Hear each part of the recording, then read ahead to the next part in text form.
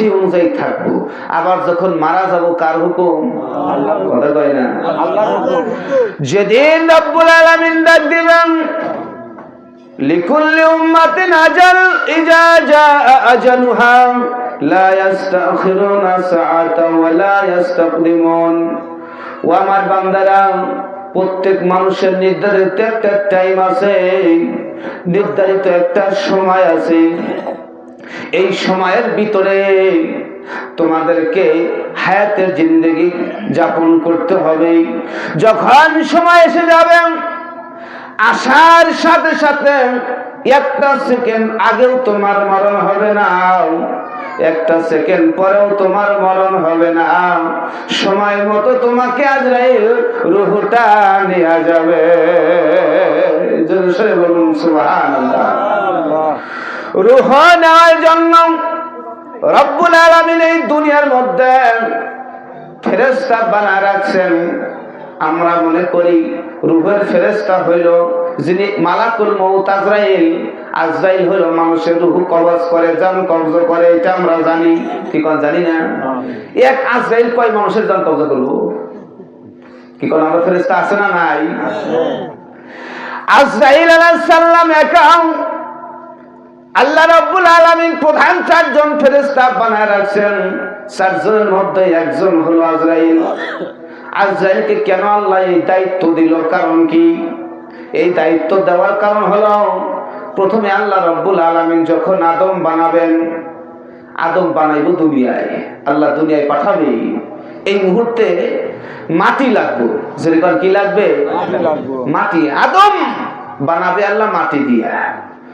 তো ইসরাফিলকে পাঠাইছে, ইসরাফিল যাও এই পৃথিবীর জমিন থেকে এক মুষ্টি মাটি নিয়ে এসো। ইসরাফিল আইছে, মাটিতে হাত দিবে, মাটি কান্না শুরু করছে। ফেরেশতা ইসরাফিল নিও না। কয় কে? কয় যে আমারে দিয়ে যে মানুষ আল্লাহ বানাবে, এই মানুষ দুনিয়াতে মারামারি করবে, কাটাকাটি করবে, রক্তপাত ঘটাবে, তো পাপাচার হইয়া জাহান্নামে যাবে, আমি কষ্ট পাবো। হে জিবরাইল, হে ইসরাফিল, আমারে নিও না। মাটির কন্দনে ইসরাফিল চলে গেছে, তার ভিতরে মায়া আইছে। কি আইছে? মায়া আছে। আল্লাহ জিবরাইলকে পাঠালো, একই অবস্থা। মিকাইলকে পাঠালো, উনিও চলে গেল, মাটির কন্দনে চলে গেল। আল্লাহ অবশেষে আজরাইলকে পাঠালো, আজরাইল যাও, জান কবজ মানুষ এক মুষ্টি মাটি নিয়ে আসো, আমি আল্লাহ আদমরে বানাবো। আজরাইল আইছে, আসার পরে উনি নাছর বান্দা, মাটিতে হাত দিবে, মাটি চিৎকার করে বলতেছে আজরাইল আমারে নিও না। কারণ আমারে দিয়ে যে মাটি বানাবে, মানুষ বানাবে, মারামারি কাটাকাটি করবে, পাপাচার করবে, জাহান্নামী হয়ে যাব, নিও না। আজরাইল আল্লাহর কসম, আল্লাহর দোহাই। আজরাইল আলাইহিস সালাম ডাক দিয়ে কয়, মাটি রে, যে আল্লাহর দোহাই তুমি দিছো, ওই আল্লাহই আমারে পাঠাইছে। জোরে সরে কোন সুবহানাল্লাহ। এখন কি দোহাই কাজ হবে? সঙ্গে সঙ্গে এক মুষ্টি মাটি আজরাইল নিয়ে হাজির হলাম। আজরাইল আলাইহিস সালাম যখন হাজির হয়ে গেল আল্লাহর দরবারে মাটি নিয়ে, আল্লাহ রাব্বুল আলামিন ডাক দিয়া বলে, আজরাইল, মাটি তোমারে কি বলেছিল? মাটি বলেছিল, আল্লাহ ও আজরাইল আমারে নিও না, আমারে নিও না, আল্লাহর কসম, আল্লাহর দোহাই। অনেক কোন নয় বিনয় করছে, কিন্তু আমরা মানি নাই। আল্লাহ আমি মানি নাই, কারণ হুকুম তো আপনার, আপনার হুকুম আমি বাস্তবায়ন করেছি। এই জন্য আমি মাটির কন্দনকের উপর কর্ণপাত করি নাই, শুনি নাই। আমি মাটি নিয়ে আপনার দরবারে হাজির হয়েছি।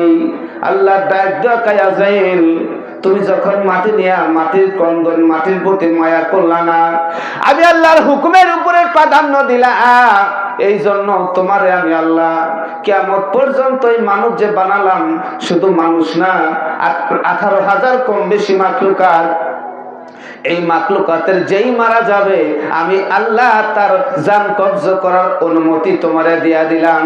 এই দায়িত্বটা তোমাকেই দিলাম। বলেন সুবহানাল্লাহ।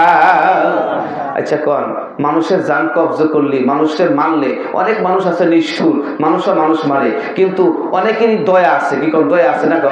সবাই সব কাম করতে পারে, কিন্তু এই আজরাইল আলাইহিস সালামের দিলের মধ্যে একটু মায়া নাই। কারণ মায়া থাকলে বাপ রাইখা ছেলে নিতে পারতো না, স্বামী রাইখা বিবি নিতে পারতো না, একের পর এক তো সবাই চলে যায়। কিন্তু আল্লাহ তার দিলের মধ্যে কোনো মায়া দয়া দেয় নাই, কারণ মায়া দয়া থাকলে সমস্যা। সব জায়গায় মায়া করা চলে গো? চলবো না।